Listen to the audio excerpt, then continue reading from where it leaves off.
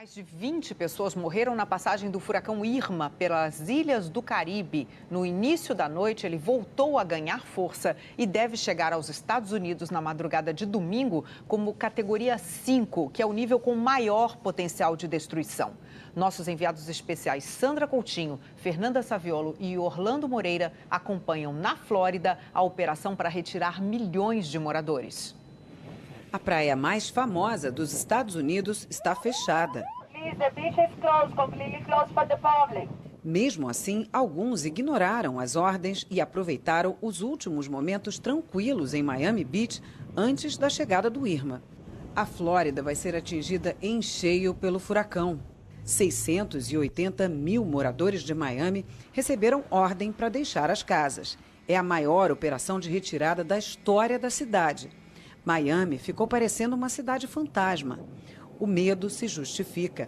Há 2 dias, o Irma deixa destruição nas ilhas do Caribe por onde passa. Barbuda teve 90% das construções danificadas ou destruídas. A ilha de São Martinho foi praticamente devastada. O Irma também atingiu Antígua, Anguila, São Bartolomeu, as Ilhas Virgens, Porto Rico, República Dominicana, Turks e Caicos, Cuba e Bahamas. E algumas dessas ilhas agora se preparam para a chegada de outro furacão, o José. Na Flórida, o cubano Miguel se preparou para o pior.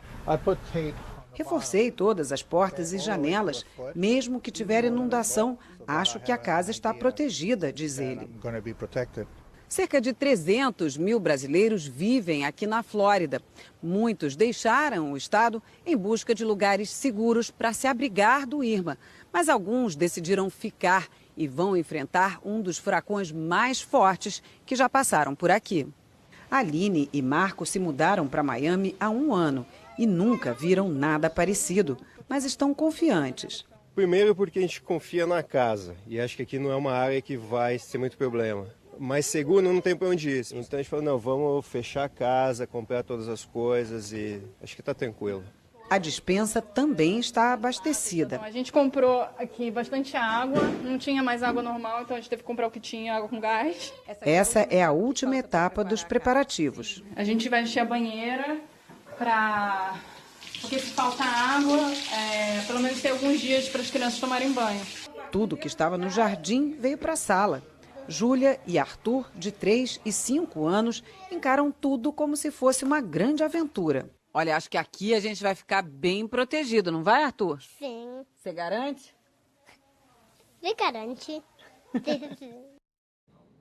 Um terremoto fortíssimo atingiu o México na madrugada de hoje. Até o momento, as autoridades confirmaram 61 mortes e ao menos 200 pessoas ficaram feridas. A bandeira do México continuou de pé, mas o prédio ficou desfigurado. A força da natureza veio como um bombardeio sobre o sul do país. Em algumas cidades, as construções agora se dividem entre o que caiu e o que quase caiu. Este é o estado de Oaxaca. Ele e Chiapas são as áreas mais próximas ao epicentro. O tremor de 8,2 graus foi no Oceano Pacífico às 11h49 da noite, hora local. E também foi sentido na Guatemala. Desde então, já houve perto de 400 tremores secundários. Na cidade do México, a quase 800 quilômetros do epicentro, as lâmpadas balançaram. O chão e as paredes tremeram e muitos mexicanos saíram assustados. Anaí disse, ouvi o prédio fazendo barulho, as luzes apagaram, nunca vivi algo assim. Nesse hotel, os hóspedes desceram para o saguão de entrada. Os bombeiros correram para as áreas mais atingidas e escavaram em busca de vítimas. Essa família perdeu alguém, mas não achou caixão para ela, e o corpo ficou ali em cima da mesa. Muitas pessoas, sem saber por onde recomeçar, ficaram no meio da rua, olhando para as casas destruídas. Como o epicentro foi no mar, chegou a ser emitido um alerta de tsunami para o México e vários países do Pacífico. Mas não há notícia de ondas gigantes que tenham tornado a tragédia ainda pior. Foi o terremoto mais forte no México em pelo menos 100 anos. E o quanto foi destruído, o governo ainda não é capaz de dizer. O ex-ministro de Michel Temer, Gedel Vieira Lima, do PMDB, voltou hoje para o regime fechado. A Justiça decretou a prisão preventiva de Gedel 3 dias depois de o Brasil ficar boquiaberto com a descoberta de uma fortuna em dinheiro vivo num apartamento ligado ao ex-ministro em Salvador. Gedel cumpria a prisão domiciliar por atrapalhar investigações sobre fraudes na Caixa Econômica. Eram 10 para as 6 da manhã quando a Polícia Federal chegou ao prédio onde mora o ex-ministro Gedel Vieira Lima, no bairro Nobre de Salvador. Um vendedor ambulante e um funcionário do condomínio foram chamados para servir de testemunhas. 1 hora depois, Gedel foi levado pela Polícia Federal. A PF também fez buscas no apartamento da mãe dele, Marluce Vieira Lima, que mora no mesmo prédio. Logo em seguida, outra equipe deixou o local levando um malote. Nesta casa de um condomínio em Lauro de Freitas, na região metropolitana, a polícia prendeu Gustavo Ferraz, amigo e aliado político de Gedel, e também fez buscas. Ele era diretor da Defesa Civil de Salvador desde o começo do ano e foi exonerado hoje logo após a prisão. Gustavo é advogado, tem 50 anos e também é do PMDB. Ele já exerceu vários cargos públicos e foi candidato a vice-prefeito de Lauro de Freitas no ano passado. A polícia identificou fragmentos de digitais dele e de Gedel no material que foi apreendido. Na terça-feira, 51 milhões de reais foram encontrados num apartamento deste prédio em Salvador, que foi emprestado ao ex-ministro. A Polícia Federal e o Ministério Público pediram as prisões preventivas e a busca e a apreensão para evitar a destruição de provas importantes nas investigações. A PF já tinha descoberto que havia uma pessoa ajudando Gedel na movimentação das malas de dinheiro. Os mandados de prisão e busca foram expedidos pelo juiz Valisney Oliveira, da Justiça Federal de Brasília. No apartamento, segundo a Justiça Federal, também foi encontrada uma fatura em nome de Marinalva Teixeira de Jesus, que trabalha com o irmão de Gedel, o deputado federal Lúcio Vieira Lima, do PMDB. Ainda de acordo com a Justiça, o dono do imóvel, Silvio Silveira, disse que emprestou o apartamento ao irmão de Gedel, o que foi confirmado pela administradora do condomínio. As malas onde estavam o dinheiro foram colocadas numa caminhonete da Polícia Federal e levadas para o aeroporto. As provas seguiram para Brasília junto com o ex-ministro e Gustavo Ferraz. Os dois embarcaram para a capital federal no começo da tarde.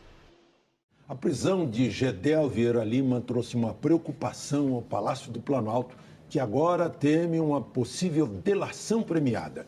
O presidente Michel Temer não comentou o assunto.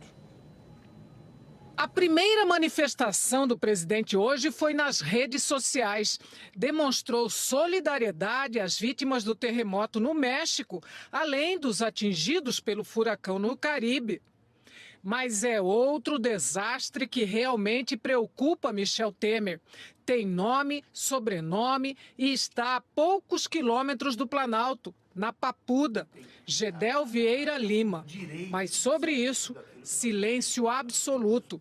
Formalmente, os interlocutores de Temer dizem que a prisão de Gedel já era esperada e que os fatos não devem atrapalhar a agenda do governo no Congresso. Alguns aliados mais francos admitem que o alívio causado pela reviravolta na delação da JF foi interrompido com a prisão de Gedel.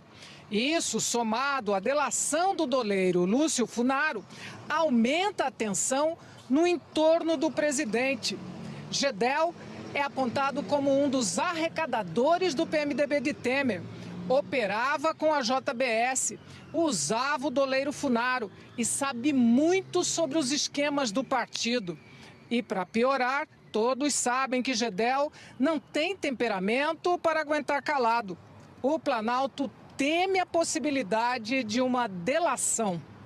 Aliados calculam que Gedel pode dizer que agia só ou a serviço de quem estava nessa empreitada milionária. Nos bastidores, sabe-se que é muito difícil descolar Gedel da imagem de Temer, amigo e até poucos meses ministro do governo Temer, bem próximo do gabinete presidencial, como os outros PMDBistas, Eliseu Padilha, da Casa Civil, e Moreira Franco, da Secretaria-Geral. Mas para não passar recibo da preocupação, Temer foi aconselhado a ignorar os fatos.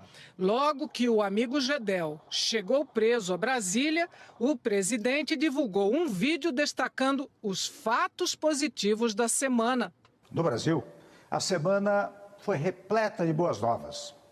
Notícias que confirmam a nossa caminhada na recuperação da economia. Se não, vejamos. A inflação sob controle, 2,46% ao ano, a menor taxa desde 1999. Governar mesmo diante de momentos adversos, não se omitir, enfrentar a realidade, não pensar em si, mas no futuro das pessoas e do país. O que mais me encoraja e dá força para enfrentar os desafios é sentir na sociedade o desejo de corrigir os erros das administrações anteriores.